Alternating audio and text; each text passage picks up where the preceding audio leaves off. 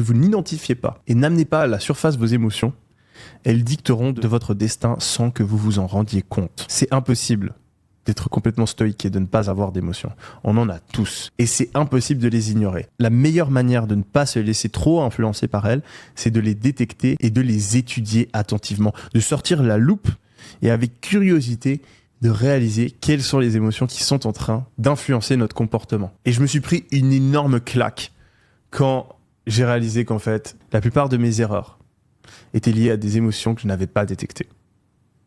Et c'est pas seulement le cas pour moi, c'est le cas pour tous les entrepreneurs. La plupart des problèmes qu'on a abordés aujourd'hui, ils sont liés à des émotions. Si vous êtes en train de procrastiner le lancement de votre business, c'est pas parce que vous avez besoin de la bonne information ou de la bonne idée. C'est parce qu'au fond de vous, vous avez peur. Vous avez la peur de l'échec. Vous avez peut-être un manque de confiance en vous qui fait que vous êtes sûr que ça va pas fonctionner. Ou vous êtes perfectionniste et vous avez cette anxiété au fait de produire quelque chose qui n'est pas parfait.